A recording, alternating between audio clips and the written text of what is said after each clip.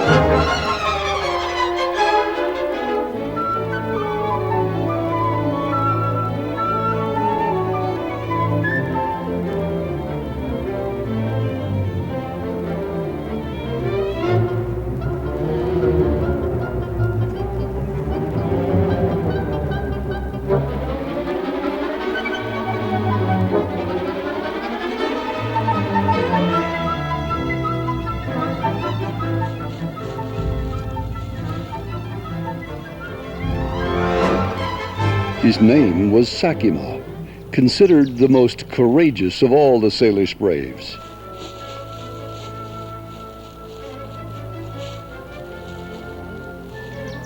He had come to the forest to rescue the children. Now he was fighting for his own life.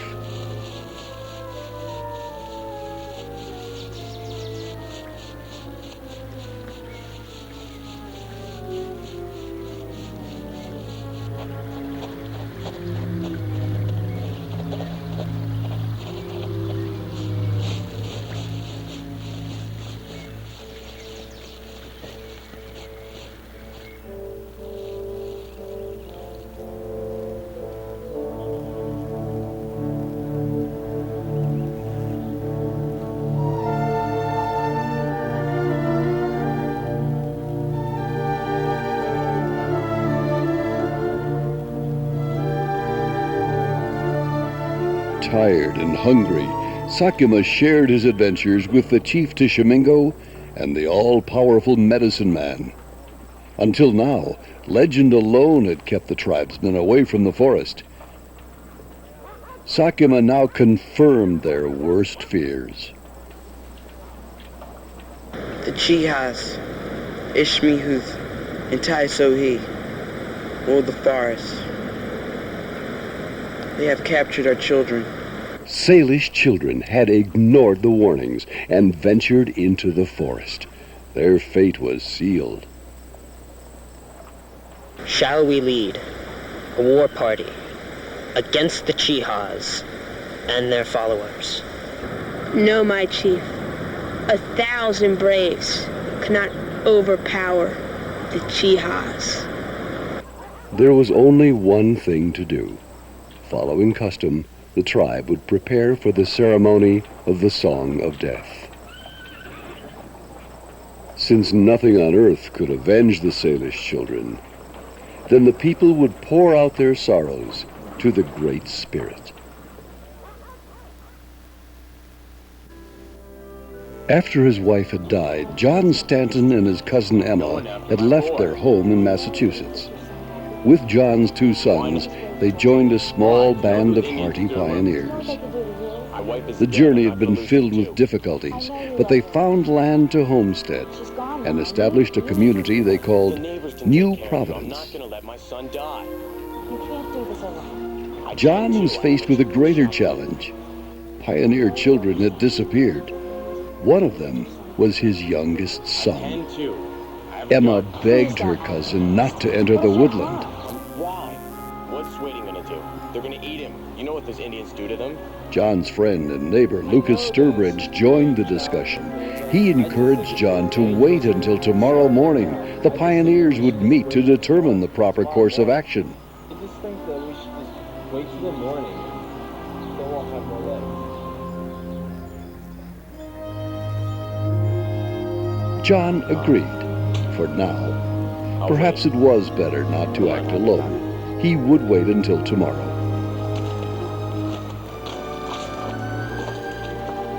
The discussion had been overheard by John's oldest son, Mark, and Lucas's boy, Chauncey.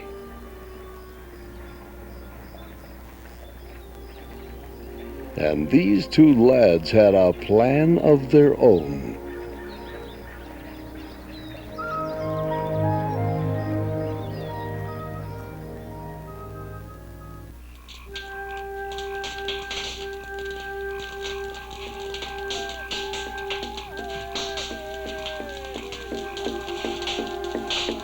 The Song of Death. The Salish tribesmen would pray to the Great Spirit for the souls of the lost children.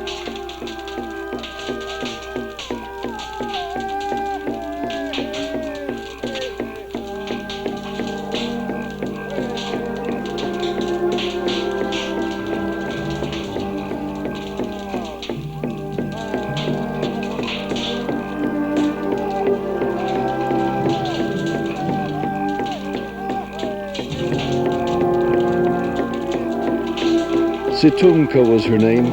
Her parents had died this winter past. Her little brother had been taken by the Chihas.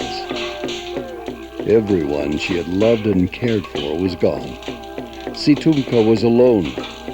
The Song of Death would continue 4 days and nights. Then it would be forbidden to speak of those lost to the Chihas.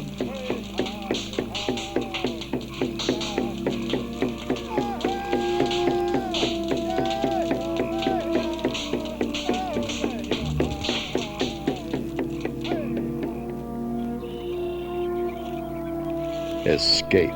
Somehow, Jeremy, Lucas, and Lane Beaver had managed to free themselves from the den of the Chihas. Free! But for how long? It seemed that no one was following them. They must act quickly.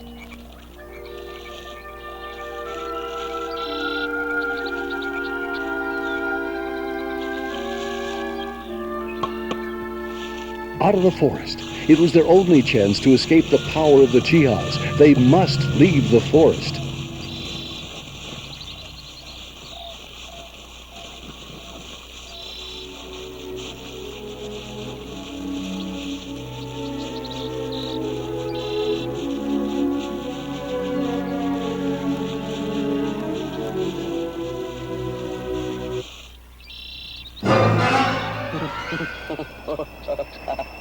Nana, fiendish ogre, loyal to the Chihas.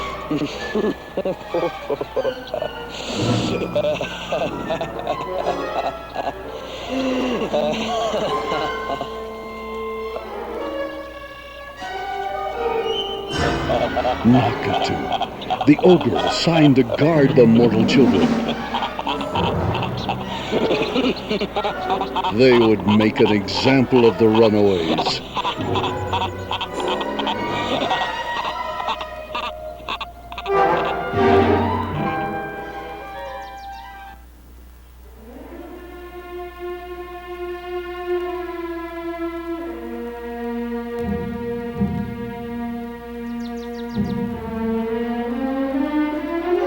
Each day, Situmka journeyed far from her village, beyond the eyes of her tribesmen, to an open field. There, amid her sobs and tears, she would pray to the Great Spirit for the soul of her brother, Peiko. Situmka implored the Great Spirit to hear her prayers. She had lost her mother and father to the fever. Why must her brother be sacrificed to the Chihas? Why must she be alone? She had prayed for so many days. Her incantations had gone unheard, so she thought. But the Great Spirit was moved and answered her prayers.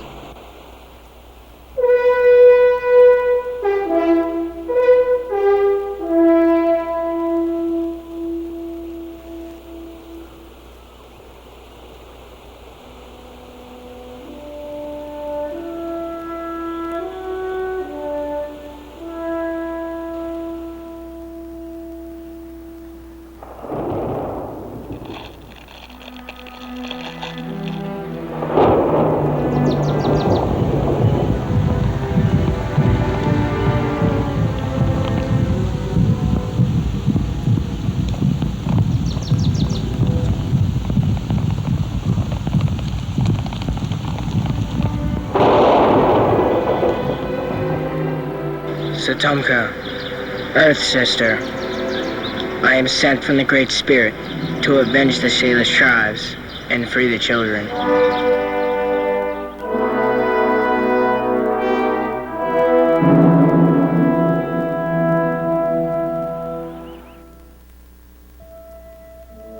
The pioneers met at the Stanton cabin. In any plan to rescue the children, they must protect the rest of the families. John and I should search for the children. Mr. Briggs and the other men will keep an eye on Emma and the other families. I'll be glad to help in any way I can. Cousin John, you will be careful. Lord knows what's out there. Lucas and I both will keep an eye out. And we'll be armed. I'm as ready as you are, John. I just hope guns are enough. You don't think those Salish tales might be true?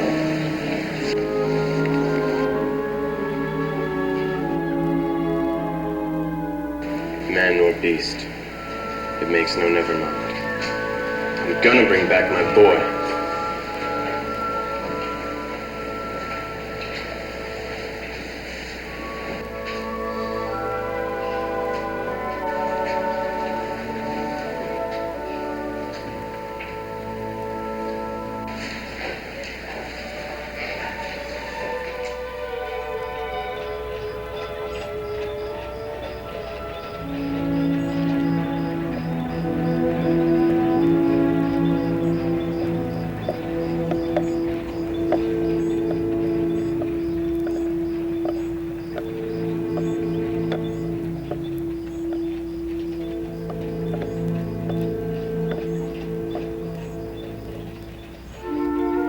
Let's go then. Grab our weapons and head out into the forest. But our fathers are going. We should stay here. Like as not, my brother is lost. You and me can find him for sure. We'll get ourselves in a passel of trouble. Not if we find him first. We'll be heroes, and our folks will be right proud. And you think we can find them? Sure. Like as not, we'll be home in time for supper. All right then, let's give it a rip.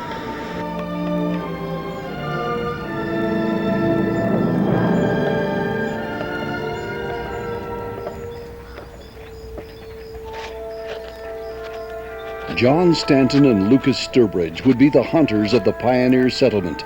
They would also, they hoped, be the rescuers. You be careful, Cousin John. And you as well, Lucas. Thank you, Emma. I will. Chances are the little ones are just lost. I'd like to believe that. Truly. But it makes no never mind. Mark and I will take care of things here until you return. He sure reminds you. Where is that young scamp? It's just as good he isn't here. Goodbyes are hard on youngins. You're right. Well, let's be off then. Goodbye, Cousin Emma.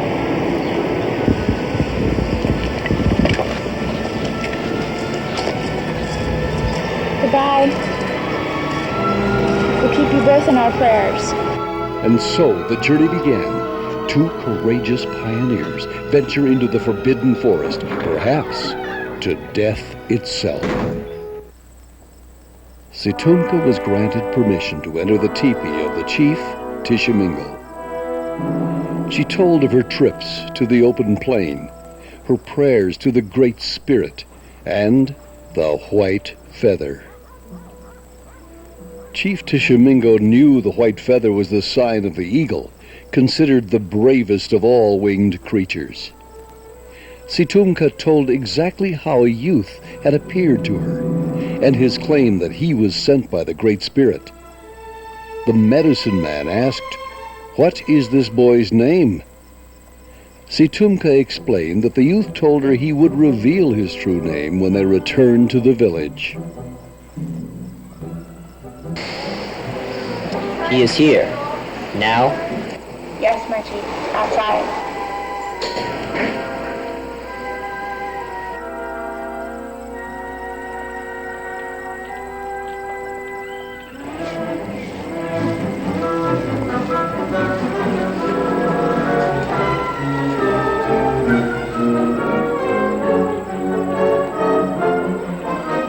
I am Tishomingo, chief of the Salish tribes. How do you call yourself?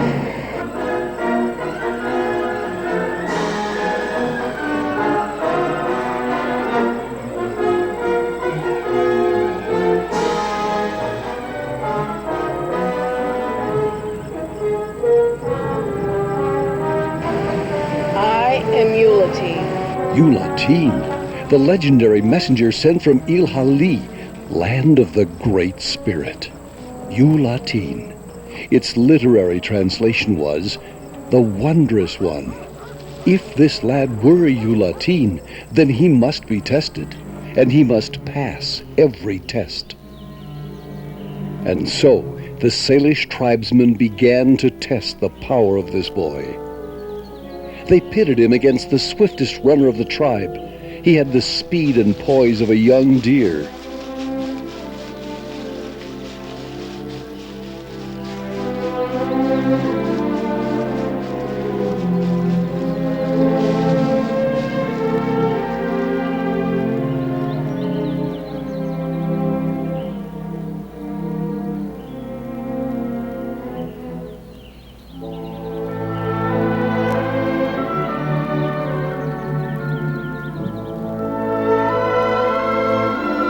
Though he was still a boy, the most experienced archer could not surpass his distance and accuracy.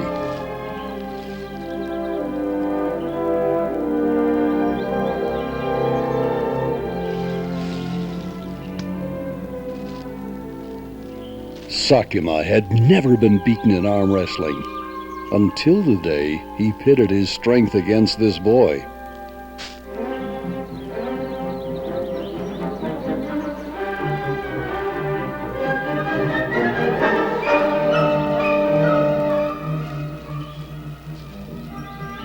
he was able to hurl his spear farther than any brave in the tribe.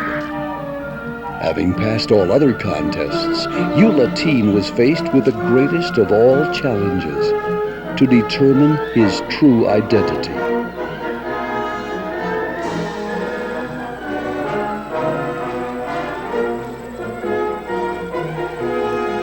Strength, guile, cunning, all would be measured in Yoo-lah-teen's attempt to escape the rope prison.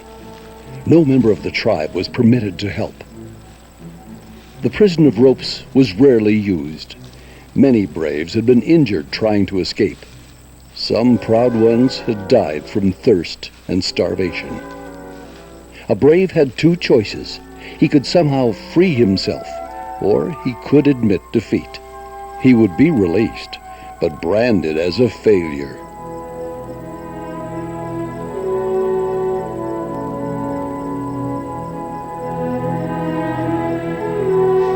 Tumka begged for mercy. This was only a boy. Whether or not he was really Yoo-lah-teen was of no concern to her. He was proud, noble, and kind. Tumka, your kindness warms my heart. Do not fear. I am Yoo-lah-teen.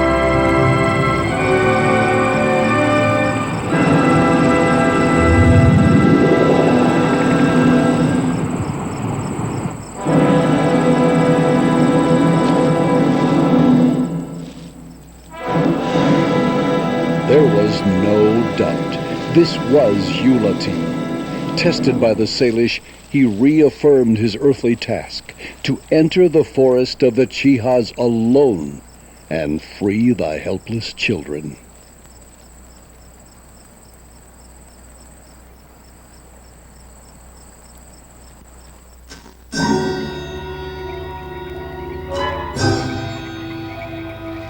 Yakpa, the deformed servant of the Chihas.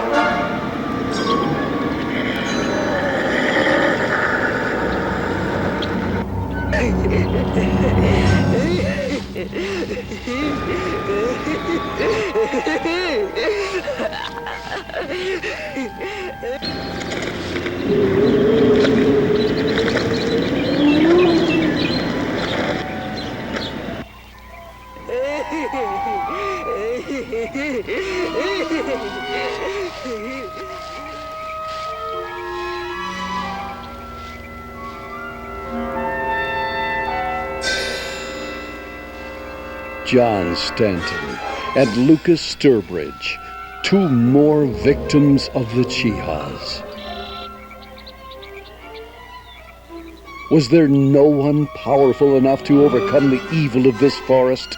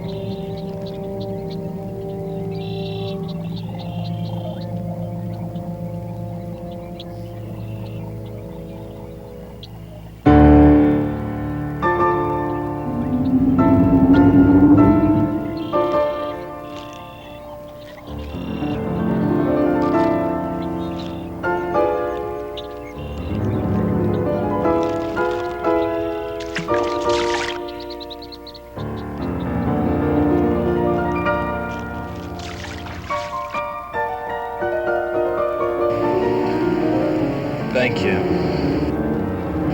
John and me, we're beholden to you. Who are you? And how did you do all this? I am Yoo-lah-teen. I am here to defeat the Chihas. Is that what they are? I'm Lucas Sturbridge. This is John Stanton. They got my boy.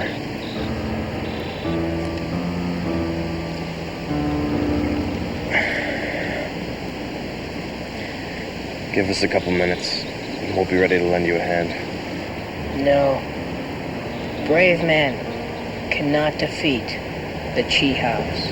How's that? But you're no more than a boy yourself. It must be my magic against theirs. I must go alone.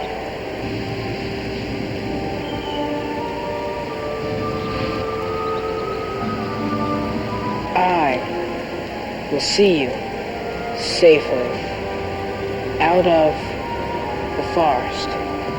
Then I will bring you your children.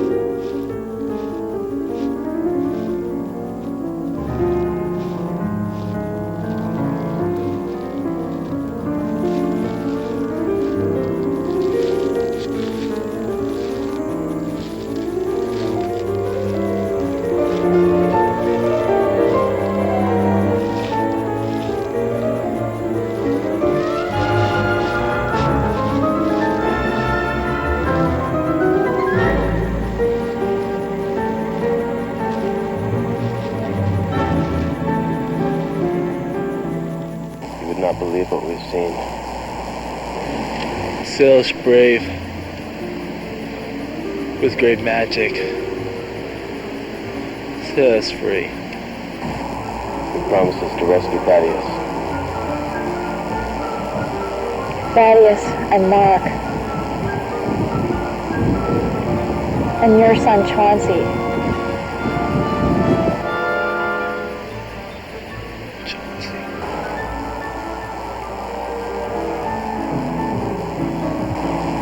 Heaven help us.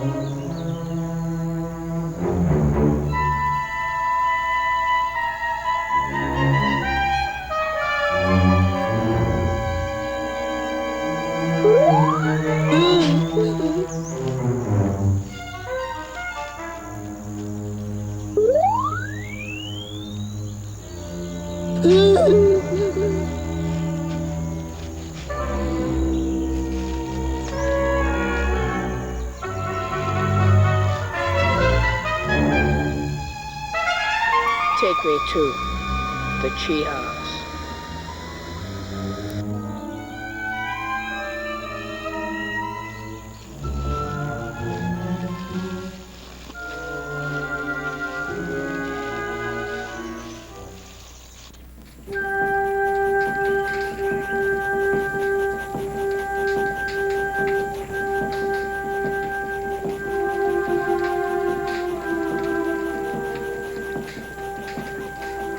Would this boy be strong enough to face the Chihas?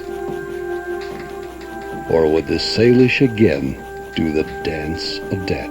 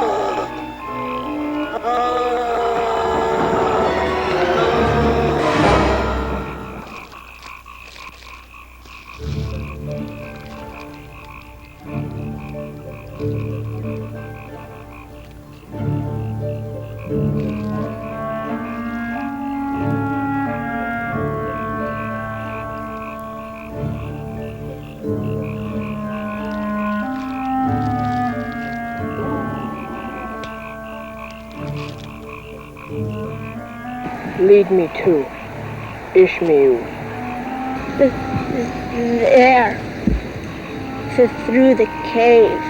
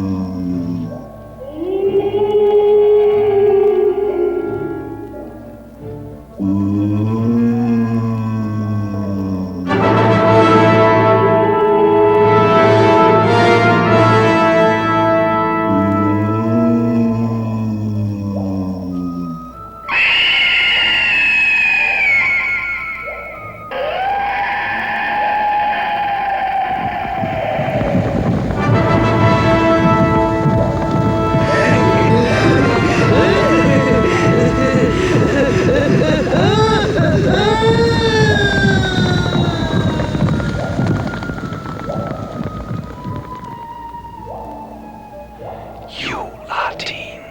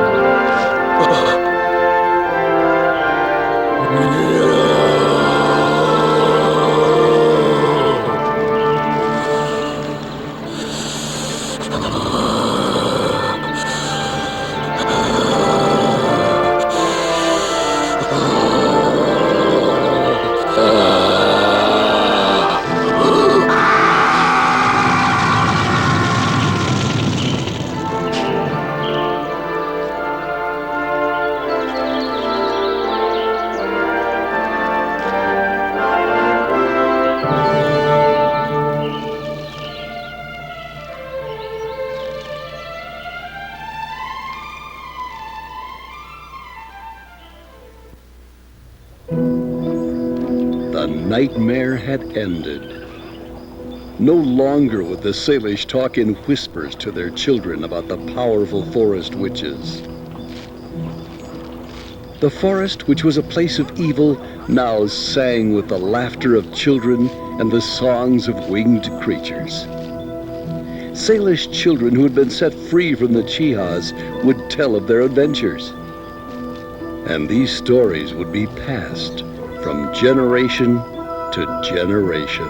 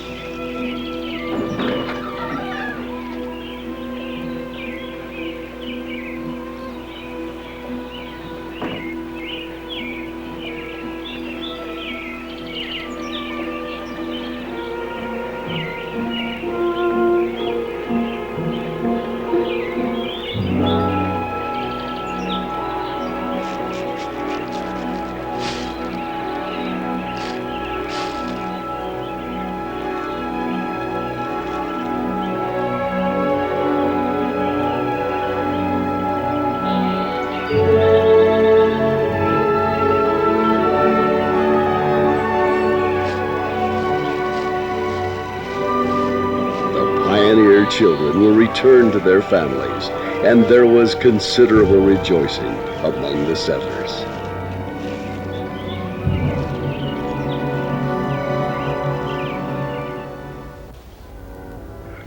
The promises of the Great Spirit had been fulfilled. A dark curse had been lifted from the red and white people.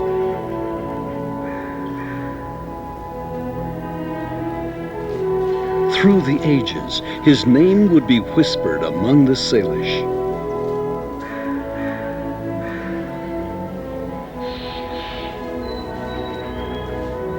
Translated, it meant the Wondrous One. Yoo-lah-teen.